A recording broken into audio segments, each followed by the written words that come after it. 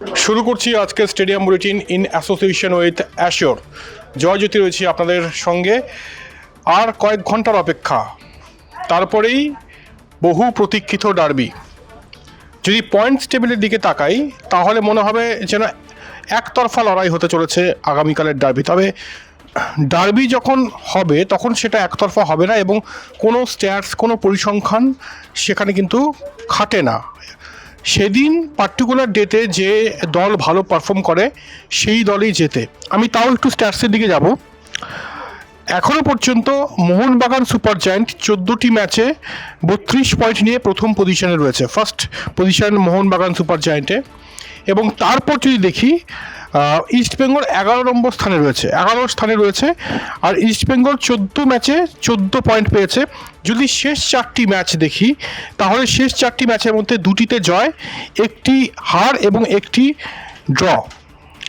বিশেষ করে গত ম্যাচে যেভাবে হারতে হয়েছে সেটা কিন্তু মানে ক্ষমার অযোগ্য, যেখানে যেভাবে রক্ষণ কলাপস করেছে ইস্টবেঙ্গলের। তাই ভুল থেকে শিখতে হবে। অস্কার ব্রুজো যথেষ্ট ভালো কোচ এবং দলকে সঠিক পথে পরিচালনা তিনি করছেন। অনেকটা আগের থেকে অনেকটা বেটার পারফরমেন্স দিচ্ছে ইস্টবেঙ্গল। আর আগামীকাল অবশ্যই মোহনবাগান সুপার জায়ান্টের বিরুদ্ধে 100% দিতে হবে ইস্টবেঙ্গলকে, যদি ভালো কিছু তারা আশা করে থাকে। বলে রাখি কি খবর এই মুহূর্তে, টিমের কি খবর একটু বলে রাখি। আমরা জানি যে গত ম্যাচে আনোয়ার আলী চোট পেয়েছিলেন। চোট বেশ গুরুতর, যে তিনি আগামীকালের ডার্বিতে খেলছেন না। অর্থাৎ আনোয়ার আলীহীন ইস্টবেঙ্গল আগামীকালের ডার্বিতে নামছে মোহনবাগান সুপার জায়ান্টের বিরুদ্ধে। আনোয়ারের চোট গুরুতর এবং তিনি দুদিন প্র্যাকটিসে এসছিলেন, তবে সাইড লাইনে বসেছিলেন। তার পা এখনও ফুলে রয়েছে, ঠিকমতো জুতোও পরতে পারছেন না। আনোয়ার আলী তো খেলবেন না, ঠিক আছে। অপরদিকে সাউল ক্রেসপো তিনিও অনিশ্চিত। সাউল ক্রেসপোর এখনও পুরোপুরি ফিট নন, হালকা অনুশীলন তিনি অবশ্যই করেছেন, তবে ম্যাচ ফিটনেস বলে যে বিষয়টা রয়েছে সেটা কিন্তু এখনও পর্যন্ত সেই জায়গায় সাউল ক্রেসপো আসতে পারেননি। এবারে আরও একজনকে নিয়ে কথা বলবো, তিনি হচ্ছেন রিচার্ড সেলিস। কোথায় রিচার্ড সেলিস? কবে থেকে ইস্টবেঙ্গল জার্সি গায়ে এই রিচার্ড সেলিস নামবেন? বলে রাখি যে আগামীকাল দিল্লি হয়ে সরাসরি তিনি গুয়াহাটি যাচ্ছেন। অবশ্যই রিজার্ভ বেঞ্চে তাকে ডাগ আউটে তাকে দেখা যাবে।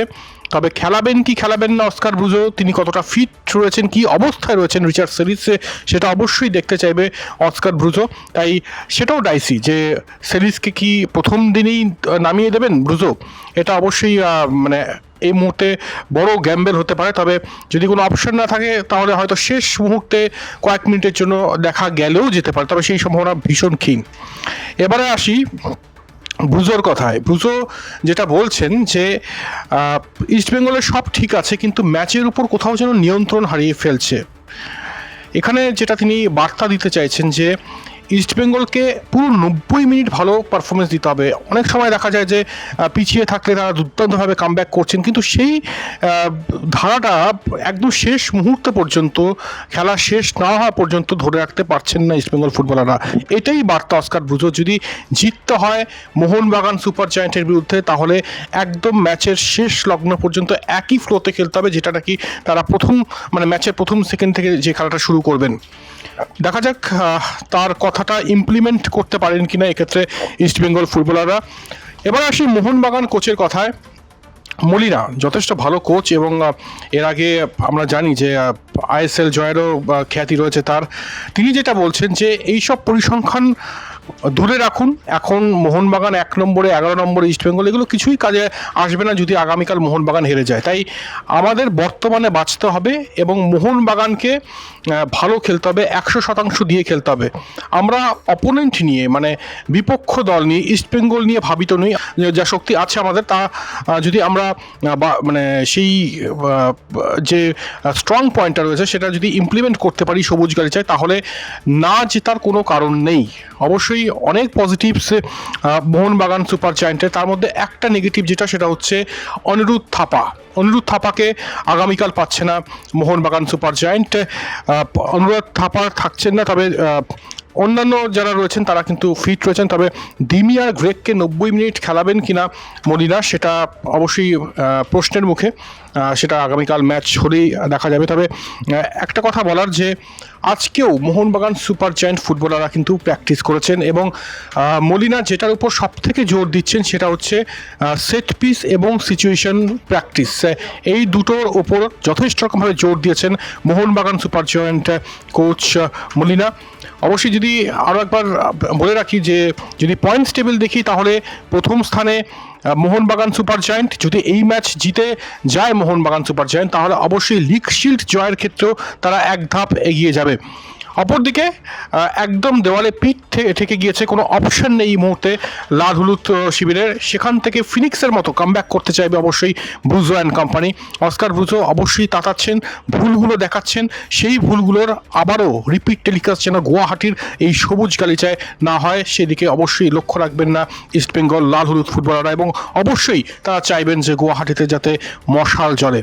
মশাল তো জ্বলবেই, এরকম আশা রাখছেন ইস্টবেঙ্গল অনুরাগীরা। তবে মোহনবাগান সুপার জায়ান্টসের ফ্যান্সদের তরফ থেকেও তারা যে বার্তাটা দিচ্ছেন, যা বার্তা আসছে যে সবুজ মেরুন আবিরে রাঙা হবে গুয়াহাটির স্টেডিয়াম। কি হবে অবশ্যই সময় বলবে। ডার্বি নিয়ে কোনো প্রেডিকশন হয় না, যে দল সেদিন ভালো খেলবে সেই দল জিতবে এবং টোটালি ভালো খেলতে হবে, 90 মিনিট ভালো খেলতে হবে। রক্ষণ, মিডফিল্ড, ফরওয়ার্ডটা একদম একটা যেন বাঁধুনি দেখা যায় দুটো দলের মধ্যে। তাই কি হবে সেটার অপেক্ষায় আমরা থাকবো। আর আগামীকাল স্পেশাল শো স্টেডিয়াম বুলেটিনে অবশ্যই আপনারা চোখ রাখবেন, সেখানে প্রাক্তন ফুটবলাররা আসবেন এবং অবশ্যই আমাদের যুগ্ম সম্পাদক গৌতম ভট্টাচার্য থাকছেন। তাই কোনোভাবেই মিস করা যাবে না, একদম পুরো ম্যাচের চুলচেরা বিশ্লেষণ হবে। এবার আসি কুইজের উত্তরে। গতকাল যে প্রশ্নটা ছিল গৌতমদা যেটা করেছিলেন সেটার উত্তর অনেকে আন্দ্রে রাসেল দিয়েছেন। সেটার উত্তর আন্দ্রে রাসেল মানে কিছুটা সঠিক, কারণ আন্দ্রে রাসেল সত্যিই এরকম একটা ছয় মেরেছিলেন এবং তার বল গিয়ে একজন মহিলার কপালে লাগে, রক্তাক্ত হয়ে পড়ে সেই মহিলা। এবং প্রেস কনফারেন্সে দীনেশ কার্তিক এসে ক্ষমাও চান, কিন্তু পরের দিন কিন্তু কোনো পেপারে তার কলাম বেরোয়নি। তাই উত্তরটা যথার্থ যেটা সেটা হচ্ছে দিলীপ ভেঙ্গসরকার। এরকম একটি ঘটনা ঘটেছিল 70 দশকের একদম শেষের দিকে। তিনি ইডেন গার্ডেন্সে খেলছিলেন এবং তার বল গিয়ে লাগে এক মহিলার কপালে এবং তিনি রক্তাক্ত হয়ে যান। এবং তারপর প্রেস কনফারেন্সে এসে সুনীল গাভাস্কার ক্ষমা চান এবং পরের দিন একটি কলামেও তিনি ক্ষমা চেয়েছিলেন, সেই সময় ভারত অধিনায়ক সেই সুনীল গাভাস্কার। তাই উত্তর হচ্ছে ক্যাপ্টেনের নাম সুনীল গাভাস্কার এবং সেই প্লেয়ারটির নাম দিলীপ ভেঙ্গসরকার। একজন সঠিক উত্তর দিয়েছেন, একজনই সঠিক উত্তর দিয়েছেন। অনেকে চেষ্টা করেছিলেন যে সঠিক উত্তর দেওয়ার, তবে সবাই আন্দ্রে রাসেল দিয়েছেন। শামশের আলী খান যিনি সঠিক উত্তর দিয়েছেন। আজকের প্রশ্নটা একদম সোজা দেব এবং আমি জানি প্রত্যেকে অ্যান্সারটা পারবেন। একদিন কঠিন প্রশ্ন, একদিন সোজা প্রশ্ন করে দিচ্ছি খুব দ্রুত। যারা যারা জানবেন তারা অবশ্যই কমেন্ট বক্সে আপনার নাম এবং কোথা থেকে লিখছেন সেটা অবশ্যই লিখে পাঠাবেন।